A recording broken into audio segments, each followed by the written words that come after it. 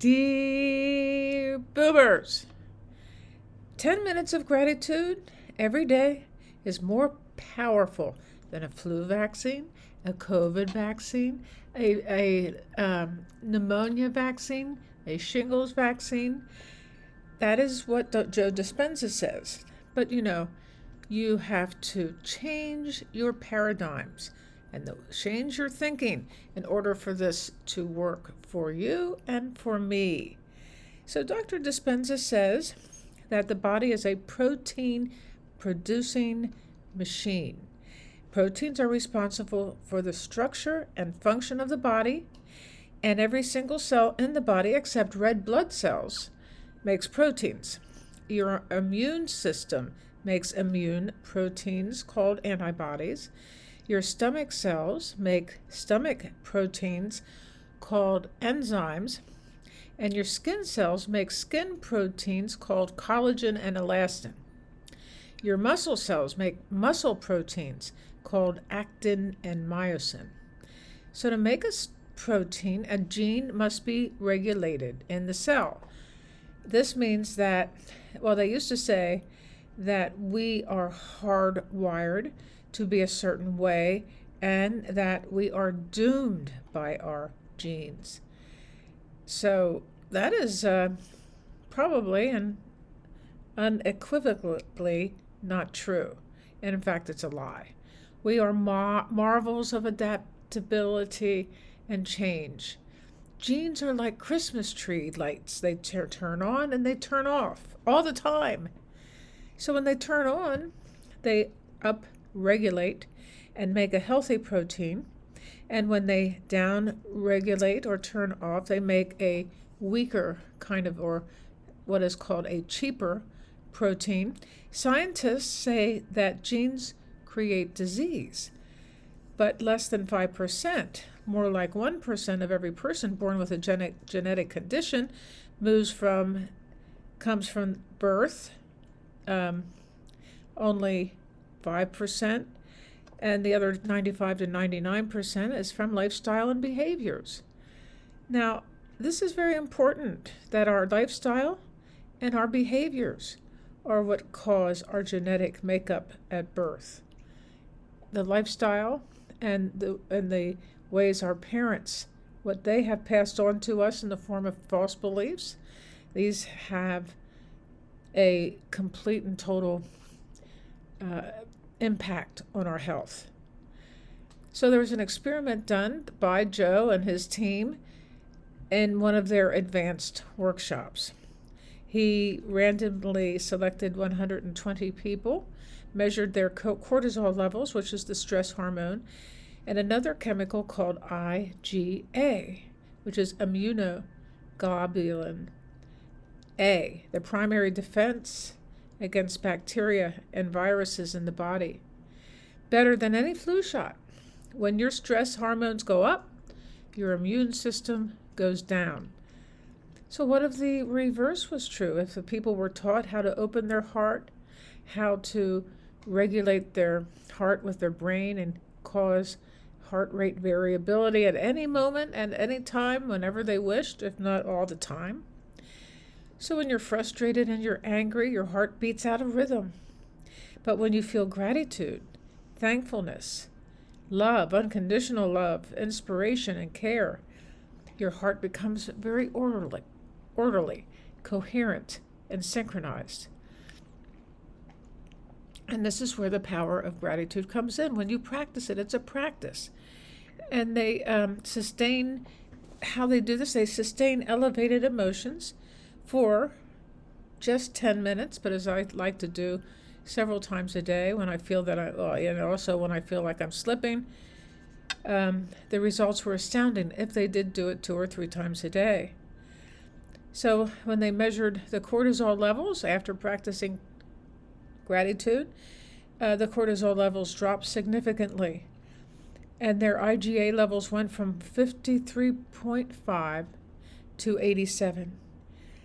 10 minutes of gratitude a day has been shown to heal you, and it's better than any flu shot. And I love that controversial thing, because as soon as I read it, I wanted to read it. So we don't have to, we don't follow a genetic destiny. And most medical conditions arise not because of our genes, but as I mentioned, because of our lifestyle, environment, and thought patterns. By changing our thoughts and lifestyle, we can regulate our genes to promote health and well-being.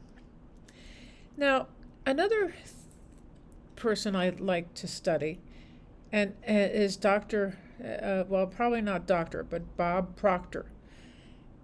He talks about, in order for these things to occur and to shift into gratitude, for instance, to practice gratitude and to heighten our emotions to love, forgiveness, gratitude, and forgiveness and joy, inspiration. That's a paradigm shift. We don't have to, in other words, we have to kind of throw out some of the beliefs we were taught growing up. This would also apply to money and retirees who are fearful of losing their savings before they die. That they need a paradigm shift. They need to change their ways of thinking. And this is a practice. It's a practice that can be done every day. So Bob Proctor says, what are paradigms? It's a mental program that has almost exclusive control over our habitual behavior. When you get up in the morning, you follow a routine. If you're married, your spouse follows a routine, and you don't mess around with the other person's routine. You just stick to your own. And Bob Proctor explains how paradigms control various aspects of our lives, from our perception to our projectivity, and he emphasizes the importance of understanding and shifting paradigms to achieve our goals. And we write these things down too. That's very important. Bob Proctor says that our paradigm controls our perception, our use of time, our creativity, and even our ability to earn money.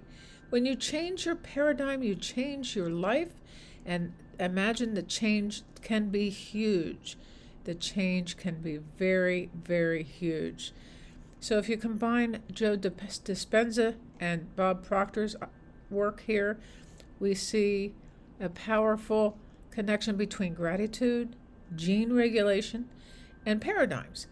By practicing gratitude, which shifts our paradigms, we can take control of our health, well-being, and overall success. So, if I could ask you to please click on one of these videos that show up and subscribe to my channel.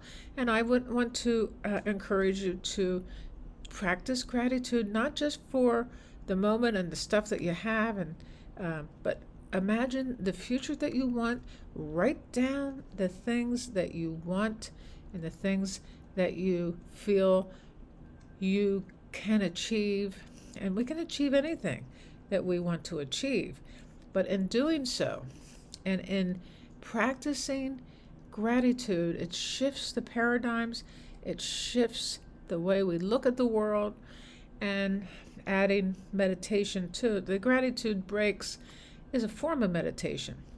The breath is a reservoir of bringing the future to you, bringing the future to your heart, and regulating the brain so that there's a coherence, and that coherence will change everything. You have to do this, or you don't have to do it. It's the choice is up to you. Namaste.